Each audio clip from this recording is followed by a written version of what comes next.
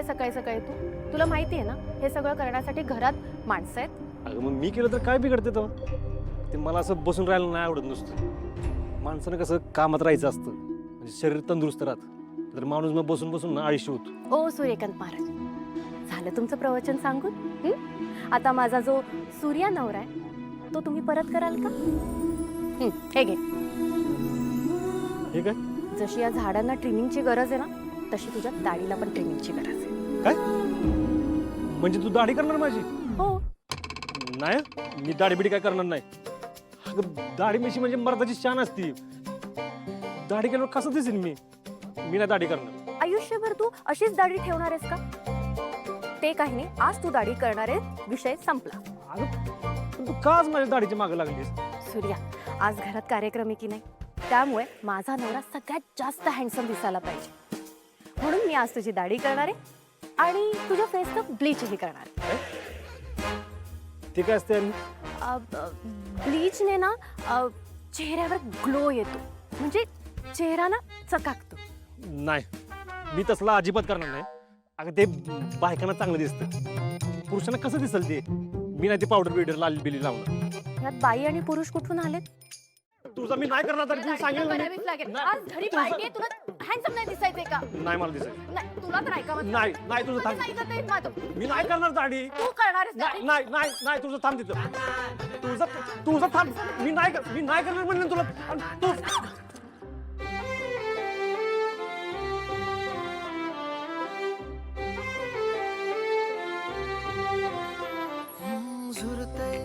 उडते तुझ्यासाठी मनग नकळते तुला दाढी टोचते. उधान जीवाला वाट आणि म्हणून मी आता ती काढणार. तुझा कशाला दाढी करायची? उठ. नाही अगं नाही. मी बोलते ना, उठ. चल तिथे जाऊन बस.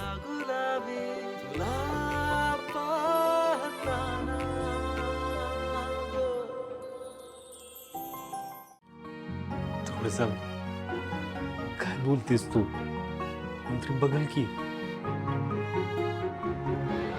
बघल कोणतरी काय करतेस? मस्कर करतो जा.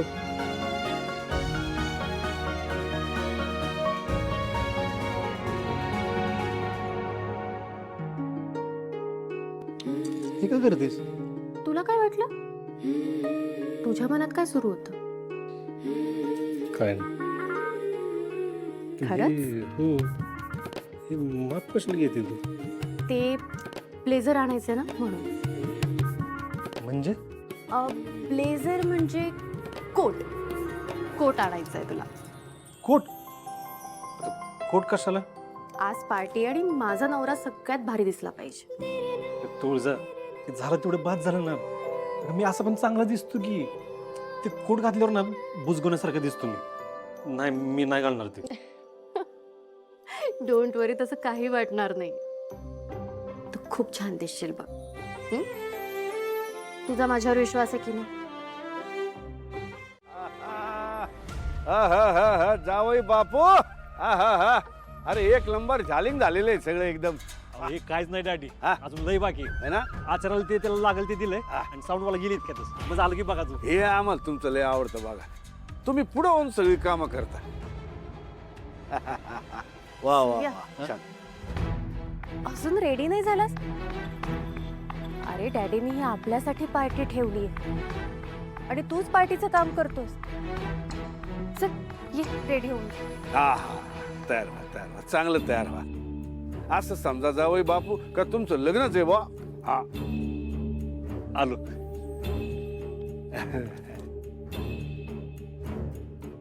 डॅडी नक्की विचार काय आहे तुमचा? खरंच लग्नाचं रिसेप्शन ठेवलंय का काय तुम्ही? तुम्हाला काय वाटलं? त्याची लायकी आहे का तेवढी? त्या बेकाराचं आम्ही काय म्हणलं तुम्ही रिसेप्शन करू का? हा मग तुमच्या डोक्यात काय चाललंय नक्की? नाही म्हणजे चांगलंच चाललं असणार आहे. मग डॅडींचं डोकं आहे ही आईपेक्षा फास्ट असतोय. आम्हाला पण कळू द्या की काय आहे ती. चिकन चोपड़ी चौनी खरपूस आटनी बंदा 1 रुपया तेलकट 5 रुपया आगे आगे देखो होता है क्या। क्या बात आहे.